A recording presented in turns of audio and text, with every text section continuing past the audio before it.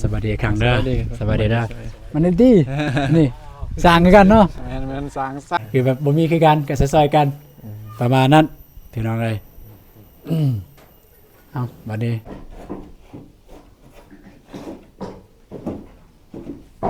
เอาของกินมาแล้วพี่น้องเลยมาแล้วพุ่นอยู่นะ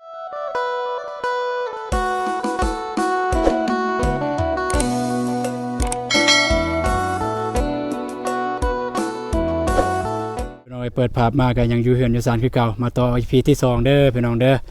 สำหรับ EP นี้ก็ค่อนข้างว่าเซอร์ไพรส์พี่น้องเพราะว่าทีมงานสร้างได้มาฮอดจอดถึงแล้วอันนี้ก็คือปูแม่นเสื้อผ้าหน้าแพรอยู่นี่แหละแล้วก็มีอุปกรณ์ของเพิ่นพี่น้องเพิ่นจะมา3คนพี่น้องเอ้ยเอาก็ทักทายสบายดีแล้วก็สวัสดีพ่อแม่พี่น้องเบิดสักครู่ทุกคนแม่นยินดีต้อนรับอาตูนชาแนลเส้นเก่าเส้นเคยเด้อพี่น้องเด้อตอนนี้ก็ทั้งทีมงานสร้างเฮามาฮอดเจ้าเทิงแล้วเด้อพี่น้องเด้อตั้งรอท่า 2-3 มื้อติดต่อกันแต่ด้นแล้วตั้งแต่ทิศก่อน 2-3 ทิศก่อนแหละติดต่อแต่ว่าเพิ่นก็ค่างานพอดีเพิ่นมาฮอดมื้อนี้ก็สิได้มาอบรมกันมาคุยกันเรื่องรายละเอียดค่าสร้างเท่าใดเป็นจังไดแล้วก็เฮ็ดหยังแน่ค่าสร้างเท่าใดแล้วก็เฮ็ดหยังแน่ในค่าสร้างจำนวนนั้นแล้วก็เพิ่นได้เฮ็ดให้เฮามีหยังแน่เพิ่นได้เฮ็ดให้เฮาแล้วก็การกินกันอยากเป็นแนวใดพี่น้องจะในคลิปนี้บ่ทูนสิเว้าให้พ่อแม่พี่น้องได้ฟังให้ฮู้นำกันเบิดทุกคนเลยพี่น้องเนาะสบายดีเด้อเบิดทั้งหมดเลย3คนสบายดีเด้อโอ้ยืนคุยเลยเนาะเพราะว่ากันเข้าไปคุยอยู่ในก็มันมืดยืนคุยอยู่นี่เลยได้หัวหน้าทีมงาน ก็มาส่ง นำกันเลยเนาะ แม่นละ เอากันสั้นแกเพราะว่าบอตูนคุยกันกับหน่วยเนาะเอาเพื่อ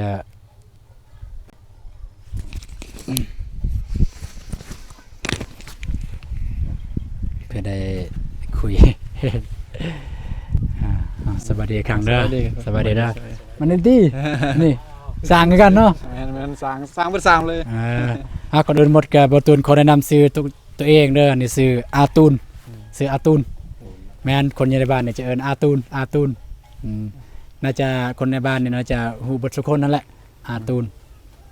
แต่ว่าสำหรับวันนี้เนี่ยบอตูนค่อนข้างจะฮู้แน่เพิ่นเคยมาเฮ็ดเรือนอยู่บ้านเฮานี่ชื่อหน่วยชื่อจังได๋เนี่ยเพิ่นได้เอิ้นชื่อม่วนอันนี้เด้ชื่อไส้ม่วนไส้หน่วยสร้างหน่วยสร้างม่วนสร้างไส้ประมาณนั้นพี่น้องเนาะสำหรับชื่อเสียงแห่งนามก็ฮู้เบิดแล้วพี่น้องบัดนี้สิมาคุยเรื่องเวียกเลยสิมาเฮ็ดสิมาดำเนินเฮ็ดตั้งแต่มื้อนี้เลยบ่แล้วว่ามื้อนี้มาแก้เกมแล้วว่ามื้ออื่นจึงเฮ็ด มื้อนี้ก็อันรักกัน มาในที่บ่เห็นกล้อง มันก็ ยังมาในที่ มาเกี่ยมเฮ็ดมาเฮ็ดหยังนั่นแหละเฮ็ดน้ำบ่ได้ คันว่าสิโบกเลยก็บ่ทันเนาะ ได้แม่น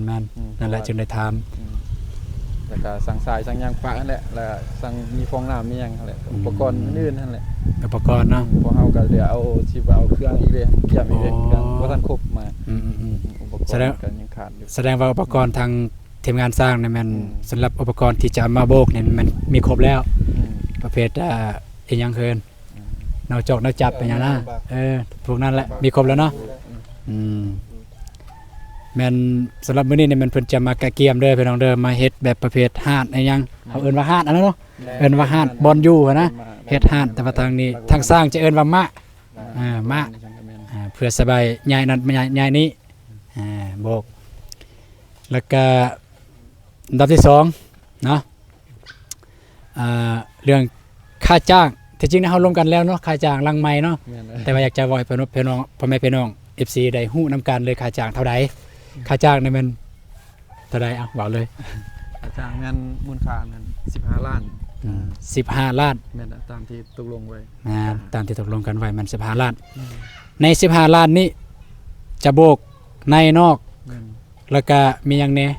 คือเหลี่ยมคือหยังนั่นแหละ เหลี่ยมประเภทแบบว่าสมมุติว่าเสามันบ่ทันได้ใหญ่ก็ บ่มีที่ตัวนี้ สมมุติบ่ทันใหญ่ๆทางสร้างบ่ได้เฮ็ดให้ใหญ่ติ บ่ หรือว่าทางเฮาเฮ็ดให้ใหญ่แล้วก็สร้างมันแต่บวกซื่อ นั่นบ่ ตัวนี้อะไรก็ว่าตกแต่งแบบเป็นเสาใหญ่บ่หรือว่าเป็นจังไดหรือว่าเป็นเสานี่เลยบ่ บ่คือเสานี่ประเภทเสามันแต่อยู่นอกก็ซื้อเสาใหญ่เสาโซนี่เสาใหญ่อะนะ โอ้มันเป็นอยู่นอกนี่เสาเดียวเนี่ยบ่ ที่จริงนี่บ่ตุนก็อยากได้เสาคือเอิ้นว่าเสาแตงอะนะ เสาแต่ อยู่นี่แล้วก็อยู่หั่นตัวเสาตัวเก่าหั่นแล้วก็อยู่นี่เพราะว่าคันมันแต่เสาเดียวเวลาแนมแต่นอกมันแต่เห็นเสาเดียวเลยคันเห็น2เสาอยู่นี่มันอยากจะคือแน่เบิ่งแต่นอกน่ะมันมี2เสาอะนะ อ๋อ นั่นน่ะ ถ้าล่มกันได้ไปได้ที่ไดแต้งและเสาประเภทนี้ยึดแตกถ้าเวลาใช้เวลาหลายปีอะนะ คันเสาแตงบ่ บ่ถ้าว่าเฮาแต้งมันสิบ่แตกเฮาสิเอาดินจีหยังมาโอบใส่นะขณะแบบนี้นี่2-3ปีนี่หลายเห็นหลายหลังแล้ว เสาอยู่ในเสานี่นะบ่ แม่นเสาแต่ละเสามันจะแตก อ่า มันจะแตกประมาณ ไป นี้นะ ฝนตกเนี่ยแล้วเอาเครื่องเข้าแล้วบ่ มันจะแตก ฝนตก เรียบ แล้วก็ไปคุยไปเปล่า มันจะแตกได้ อ๋อ ถ้ามันได้2-3ปี4ปีมันจะแตกเริ่มเล่ากันเป็น ความหมายเสาเนี่ยอยากให้แตงความหมายแบบนั้นบ่ อยากให้แตงมันใหญ่ขึ้นโอ้เนาะแต่ว่าของเฮาพัดเรารวมกันอยู่ในนี่ก็ได้ แต่ว่าของเฮาพัดก้อนอกบ่ได้ก้อในปัญหาตัวนี้ บ่คิดว่าสิโอบหรือว่าบ่ได้เนาะ แนวใด ก็ คือสิบ่มี ไม่แต่สร้างก็แนะนำแล้วตัวใดเฮาบ่ฮู้ก็ตัวใดที่สร้างอาศัยประสบการณ์แบบว่าเคยเฮ็ดแล้วก็เคยเห็น ถ้ามันได้หลายปีมันจะเรียกจะแตกอย่างนี้นะ อื ตาม ม ท้องเสาทั้งหมด อืม ถ้าว่าเสาแบบนี้ อืม แต่ว่าเสาทอกมันสิบ่มีปัญหาปานใด เพราะฉะนั้นเนี่ยต้องได้แต่งได้อบไว้ คิดว่านะ ก็ดีคือกันคันได้แต่งก็ดีคือกัน เพราะว่ามันจึงบ่เห็นห้อยแตกเนาะ ที่ว่าที่ตามโครงเพื่อนว่าโอ้บ่แต่งแล้วเอาแบบนั้นเลยก็สร้างได้ตามนั้น ความจริงเฮาก็อยากได้แนวใดมันดีนั่นแหละเพราะว่าแนวใดมันดี แต่ว่าเฮาก็นี่แหละคือเฮ็ดไปนํแล้วก็ปรึกษาสร้างไปนำมาแล้วแนวใดมันดีสร้างเคยเฮ็ดแบบว่าเคยฮู้ว่าเฮ็ดแบบนี้มันดีเด้อเฮ็ดแบบนี้มันบ่ดีเด้อก็แต่ว่าก็อยากให้แนะนำเฮาเติมแบบนั้นน่ะนะโอเคเอ้าบัดนี้ก็มาคุยกันต่อยังบ่ทันได้จบหรือจังได๋จึงคุยว่าสิเฮ็ดหยังต่อเนาะเรื่องเวียกเนี่ยมันเพิ่นจะมาก่อนอกในแล้วก็จับเลี่ยมพี่น้องเนาะแล้วก็การกินการยากเนี่ยมันทางบ่ตูนรับผิดชอบก็คือกินข้าวนำเฮาแต่ว่าตัวนี้เฮาคุยกันหลังไมค์นำเพิ่นแล้วบางเทื่อว่าหน่วยบ่ทันได้บอกเพิ่นเนาะ แม่น แม่นบ่ตูนสิซื้อข้าวมาให้ แม่น ซอยง่ายก็เฮาเฮ็ดกินเองซะแต่ว่า เฮ็ดกินเอง บ่ตูนซื้อของกินของอยากมาให้ แต่บ่ตูนเฮ็ดแบบนี้บ่แม่นว่าบ่ตูนขี้เหนียวใจดำบ่แม่นก็คืออย่างที่บ่ตูนได้ลมนำนำ ด้วย หน่วยแล้วว่าคืออยู่เฮือนเฮาคนครอบครัวค่อนข้างครอบครัวใหญ่แน่ก็เลยว่าย่านมันบ่ท่วงบ่ทันไอ้ตนผู้เจ้าสิหิวสิอันนั้นน่ะนะเพราะว่าอยู่เฮือนเฮาก็ครอบครัวใหญ่กับคนหลาย แล้วก็อีกอย่างก็เมียเฮาก็กำลังถือผ้าคาท้องคิดว่าสิต้อนรับสิบริการบ่ท่วงบ่ทันนะประมาณแบบนั้น แต่ว่าเรื่องของกินของยากนี่ก็กินตามมีตามเกิดหั่นละ นั่นได้ที่บ่ตูนหามาให้ก็ให้กินเท่านั้น คือแบบบ่มีคือกันก็ซอยๆกัน ประมาณนั้นพี่น้องเอ้ยเอ้าบัดนี้มีหยังอยากจะถามเพิ่มเติมบ่เรื่องน้ำเรื่องในเนี่ยมันมีครบสุดเลยอยู่นี่อาบน้ำอาบในอยู่นี่ บนอยู่บนนอนนี่นอนใส่นี่เลยบ่ บนอยู่บนนอนนะเจ้าอยู่นี่ แม่น ว่าไม่แต่ปูแป้นแล้วก็ ปูแปน เฮามีอยู่นั่น หรือว่าอาจจะต้องบิดตะบอนติบ่มีหินตักมาบ้าน สุดแต่ว่านะบ่นอนอยู่นี่ รบกวนเขา นอนอยู่นี่แหละมันง่ายมันจึงสะดวกเฮาแล้วก็มันแห้งมันยังเฮาก็จึงได้เบิ่งหั้นนะได้บ่ได้มันงานบุกเพราะว่ามันจะเป็นงาน แม่นเรื่องคองก็อยู่นี่เด้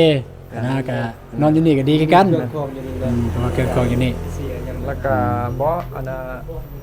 ลันทำอันยันทำอันสมมุติว่าแบบเพราะว่าแต่งเสานี่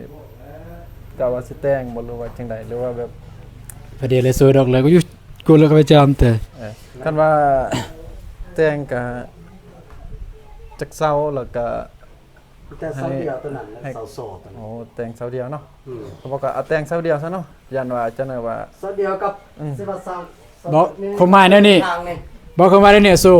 ให้แต่งใหญ่ตัวนี้ ความหมายแนวนี้สู้ก็คือเพิ่นแนะนำเมื่อกี้นี่ว่าคันแบบเซาแบบนี้คันเฮาบ่แต่งมันจะมีรอยแตกร้าวแบบเฮาจะเห็นทางนอกดูนอกกันนะแวะแตกอีสมมุตินะน้ำไม่แตกให้โอบเลยใส่ดินบอกโอบหรือว่าใส่ดินจีโอบมันแตกอาจจะบ่เห็นมันบังไว้แล้วเด้ความหมายคือสิว่าง่ายๆตอนนี้คือแนมทางนอกก็เห็นเสาแนมทางในนี่ก็เห็นเสาความหมายแบบนั้น ก็ยันคือว่าแก้ไขเอาตะนางครับบ่ซื้อตะนางเล็ก ตะนางเล็ก ใส่น้อยๆหั่นมันบ่แตกเนาะคันใส่แบบนั้นเนาะ บ่ซื้อแตก ได้คือกัน เจ้าใส่แก้ไขเอานั่นน่ะเนาะ ได้ เพ คือ ราะ กั ว่าน มันก็ถึงประหยัดเวลาเฮาแน่แล้วก็ประหยัด ต้นทุน ต้นทุนแน่เพิ่น อ่า ยันว่าสิก่อมันบ่ทวงบ่ทันแล้วของเราหั่นน่ะยันว่าแนะนำซะเนาะ ได้ เพราะว่า ได้ เฮาก็อยากแล้วก็อยากไปทางอื่นนั่นแหละว่าง่าย มันมีทางไปอีก นั่นแหละมันยังมีคิวงานไปทางอื่น ได้ มีคิวมันก็ยังเกินว่ายังกระเทินแล้วกระเทินได้ลมกันอะไรบ่มากก็บ่เป็นอีก โอเคสั่นก็มีแต่ซองเสาหั่น อืม อันนั้นเสาแทะอยู่หั่นแหละอยู่นี่เป็นเสาแตงเสาใส่ดินจีซื่อแล้วก็โบกอันน่ะเสาแตงมีแต่2เสาแล้วก็หลังจากที่ทีมงานไอ้น้องของบ่ตูนเองมาเท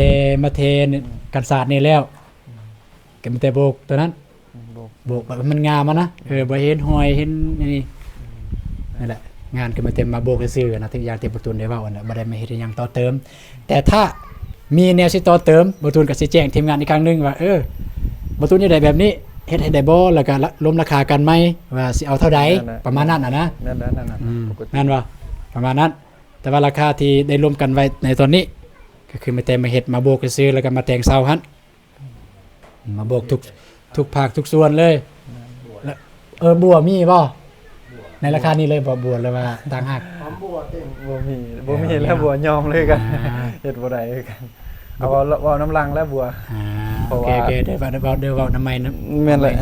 เพราะว่าเฮาก็ยังมีว่ายังไงยังมีงานไปทางอื่นนะแบบเผื่อบ่ทันแน่นะแต่ว่า เข้าใจอยู่ อาจจะไปน้ำลังก็ได้ตอนนั้นบ่เป็นหยังดอก ได้ เฮ็ดน้ำลังก็ได้บ่ยาก ก็มาแต่ประมาณนั้นแหละ อืม เรื่องเวียกเรื่องงานก็ไม่ได้ว่าเบิ่งแนวใดทีมงานก็ ว่า ก็ใครแน่อยู่ เออ รายละเอียดก็ แบบก่อเองนั่นนี่แบบบ่แม่นว่าสร้างมาก่อให้ได้ก็เบิ่งแบบว่ามันคนแกะบ่ได้แน่นะคือจังซี่นั่นแหละทางสร้างเพิ่นเบิ่งได้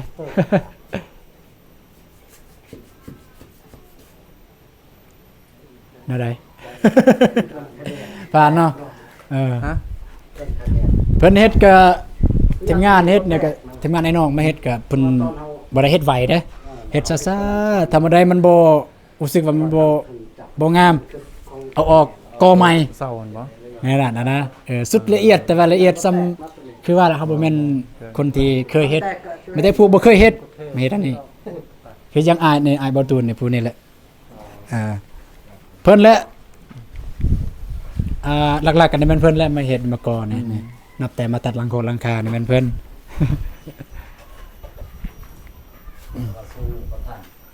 เรียกลาย บ่ทันเวียกหลายก็เลยหาทีมงานสร้างซะมาโบกซองมาก็ได้ลมกันนำสร้างหน่วยแล้วว่าสิให้มาเฮ็ด ก็นอนก็บ่ว่านอนได้บ่อยู่นี่ได้บ่บ่ต่อประตูบ่มี แป้นนะ ผู้แปลนเอา แป้นนอนนะ นี่ใส่ศาสตร์เดียวศาสตร์ในประตูสีเอามาให้ศาสตร์ใหม่เพื่อศาสตร์นอนบ่ศาสตร์กินข้าวบ่จังซี่แล้วก็เรื่องอันนั้นอุปกรณ์เครื่องครัวก็มีอยู่บ่ล่ะบ่มีเนาะกันสั่นกันไม่ได้ประตูสิซอกให้สิเอาอันนั้นมาให้เป็นหม้อเลย หม้อไฟเลย เป็นหม้อแดงเลย มันจึงบ่ใส่เวลาด้นนะใส่หม้อไฟเลย อยากให้เพิ่นเอาทราย ไม่นำสร้างหน่วย ทรายเป็นหน่อยนะหน่อยมันเรียบดี ลายตัวไหน ทราย ตัวใด ทรายหน่อยทราย ทรายบ่ ทรายโบกทรายโบกทราย ก็พอฮู้อยู่บ่เพราะว่าประตูนได้ทำอยู่เมืองท่าแตงว่ามีบ่ทรายน้อยนำที่ประตูนซื้ออันน่ะอยู่ทางหน้าหั่นเพิ่นว่ามีแต่ซ้ำนั่นแหละเพิ่นว่าทรายนั่นโบกก็ได้คือกันเพิ่นว่าแต่ก็สิถามสร้างหน่วยว่าพอฮู้อยู่บ่อยู่ไส คำสร้างโหนี่ เออ สร้างเลย แต่ว่า เป็น สั่ง งานสร้างหรือสร้าง เอาจักอันนั้นบ่สิให้เพิ่นมาส่งบ่แต่ว่า ให้เพิ่นมาส่ง ส่งรถ6ล้อนั่นนะเพิ่น อืม อาจจะมีอยู่ ทีงาน มี สร้าง มีบ่ สร้าง มี สร้าง รถมีอยู่ รถทรายน้อยแม่นๆเพราะว่าเรื่องแบบนี้นะสร้างน่าจะฮู้ดี มันเรียบมันบ่คือทรายใหญ่ แม่น เรียบมันเนียน ทางสร้างน่าจะฮู้ดีว่าทรายแบบนี้สร้างสื่ออยู่ไสคือเฮาไม่แต่แม่นและเฮ็ดเรือนแต่บ่ฮู้ได้ทรายแบบนี้แม่นอยู่ไส เดียวเลย เพราะว่าทรายอยู่นี่น่ะมันมีหินมีหยังมันยากแน่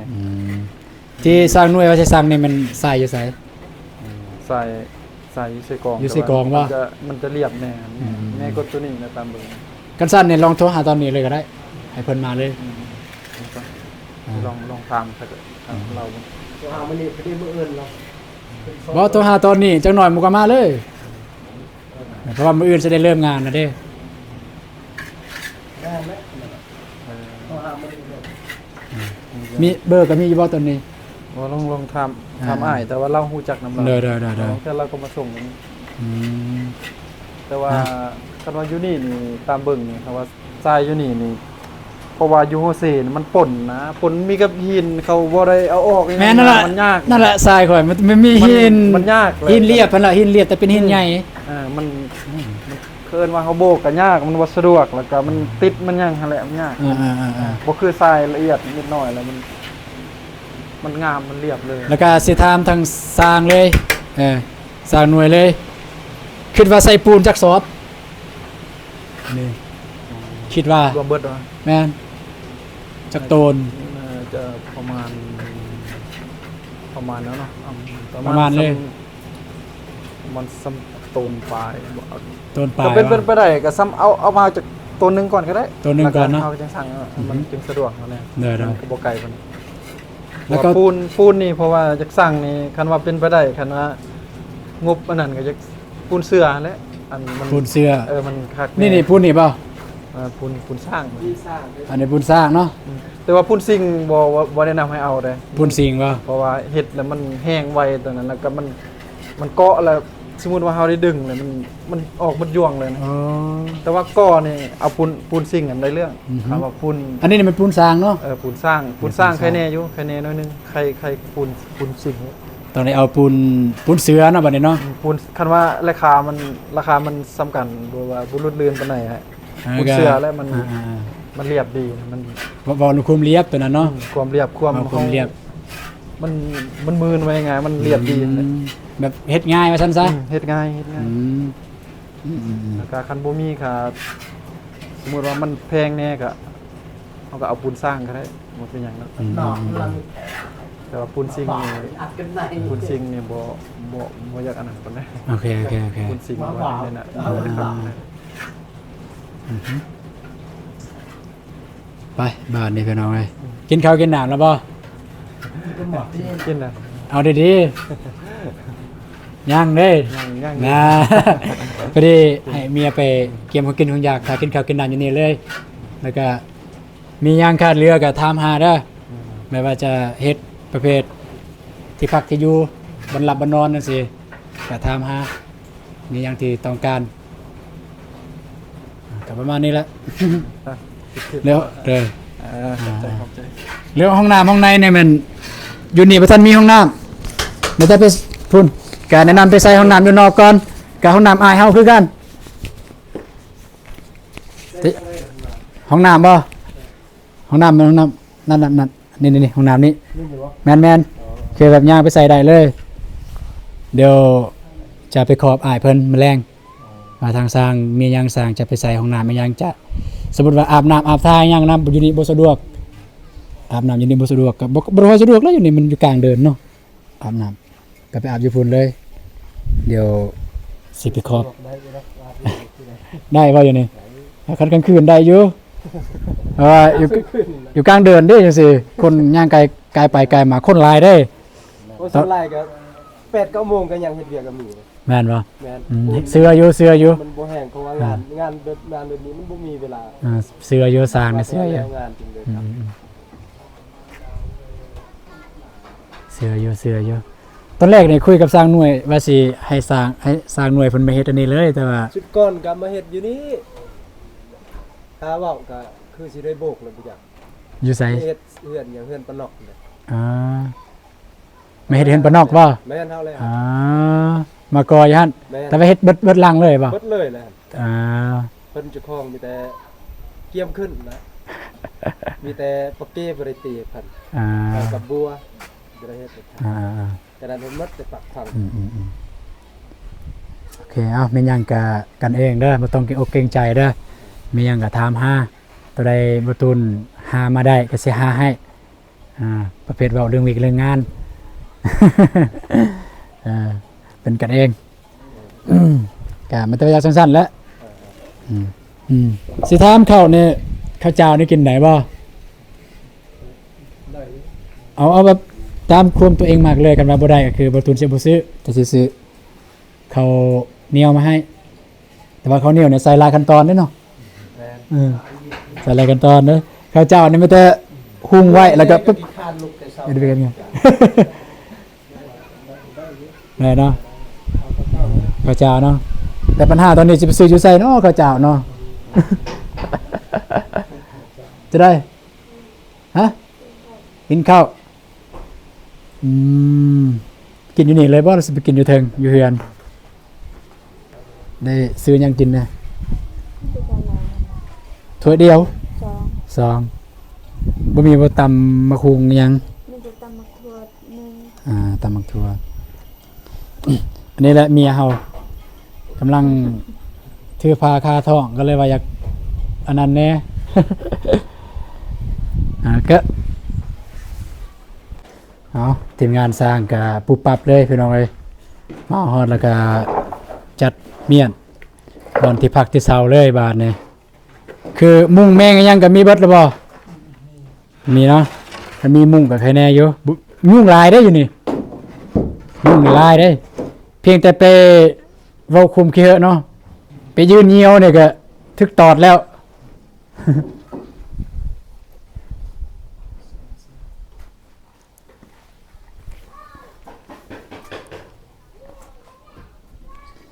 มาเฮ็ดสุดก่อนก็มานำกันกับสร้างมวลสร้างใสบ่เฮือนเขมร บ่ให้ บ่แม่นเนาะ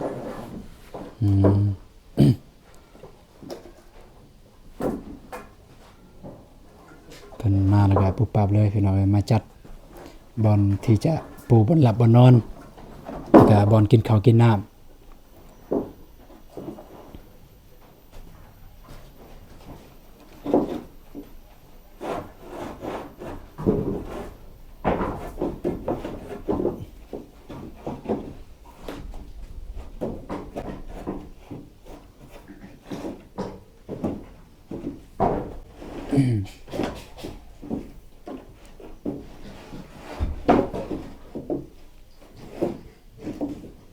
บ่ให้มันติงก็ตอกตะปูก็ได้ถูกบ่ให้มันติง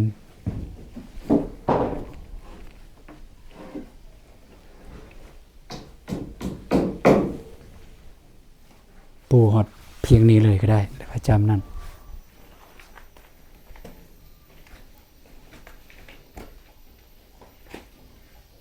คือสิบ่ได้ใส่แล้วเนาะแปลนแบบว่า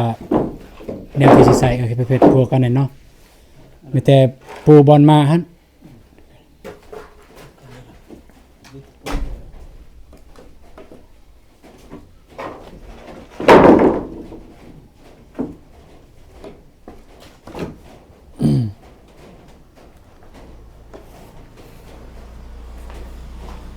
ประมาณนี้เด้อพี่น้องเด้อทางสร้างเพิ่นก็ได้มาหอดจอดเทิงแล้วก็มาหอดแล้วก็จัดการเอียงไม่เซ็นบ่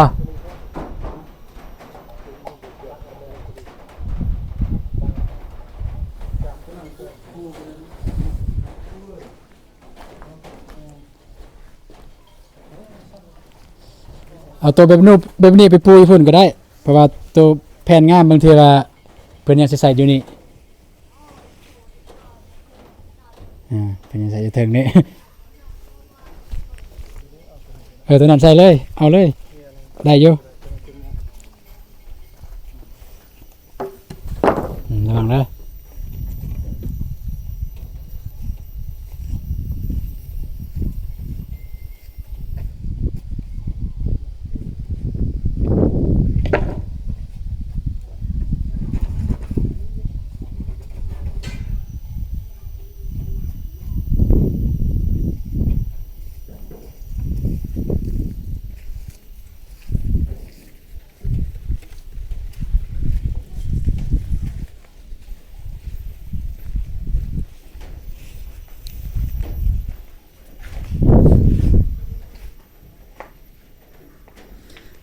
ตัดภาพมาเบิ่งอยู่นี่พี่น้องเนาะโอ้แล้วสองไอ้น้องเพิ่นเฮ็ดแต่ว่าเบิ่งแล้วเนี่ย โอเคได้เยอะได้เยอะประมาณนี้เด้อพี่น้องเด้อผิดพลาดประการใดขอโทษขออภัย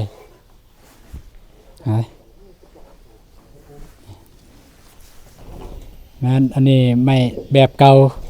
มีแต่ตะปู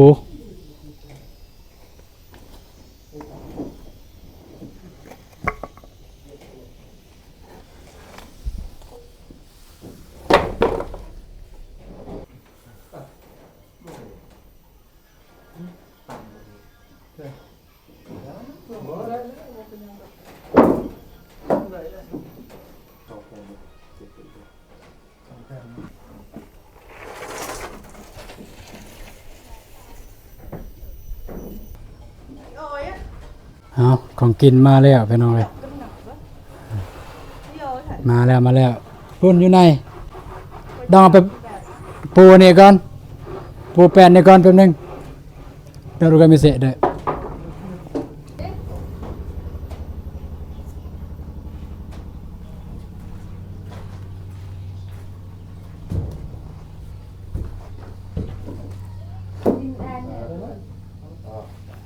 เรียบร้อยพี่น้องเลยเอาพี่น้องเนาะก็ประมาณนี้เด้อพี่น้องเด้อก็ถ้ามันผิดพลาดประการใดบ่ตูนแบบว่าเว้าบ่ละเอียดก็สามารถให้คำแนะนำเว้าเรื่องการปากเว้านำสร้างเรื่องการเสนอเวียกให้สร้างเรื่องการตอบรับสร้างใดก็ทางพ่อแม่พี่น้องสามารถคอมเมนต์ใต้คลิปได้เด้อพี่น้องเด้อเดี๋ยวบ่ตูนสิเว้าใหม่อีกเทื่อนึงจะได้มันยังบ่ทันบ่ครบบ่ถ้วนพี่น้องเนาะแต่สำหรับตัวเองก็วันหนึ่งจากเขาก็เป็นครั้งแรกแน่บ่เคยฮับบ่เคยย่างกันนะก็ยอมรับว่าตื่นเต้นบ่กับสอกับสร้างกันยังก็ประมาณนั้นแต่ว่าบ่ตุนก็สิได้จบคลิปเพียงเท่านี้ก่อนพี่น้องเนาะไปหากินข้าวกินน้ำก่อนทางสร้างเพิ่นก็อยากข้าวอยากน้ำแล้ว สิได้ไปหากินข้าวกินน้ำน้ำสร้างเพิ่นพี่น้องเอ้ยก็อย่าลืมติดตามนับแต่นี้ต่อไปทางสร้างเพิ่นได้เฮ็ดหยังแน่บ่ตุนสิอัปเดตให้พ่อแม่พี่น้องได้รับได้ชมเบิ่งนำการไปเรื่อยๆพี่น้องแต่ว่าที่แน่ๆในจังน้อยบ่ตูนก็สิออกไปหาซื้อข้าวน้ำปลาอาหารบ่ว่าแต่อุปกรณ์เรือนครัวซื้อให้เพิ่นพี่น้องเนาะไปพี่น้องเจอกันในคลิปต่อไปเด้อพี่น้องเด้อสำหรับคลิปนี้สบายดีพี่น้องไปเจอกันในคลิปต่อไปพี่น้องเอ้ย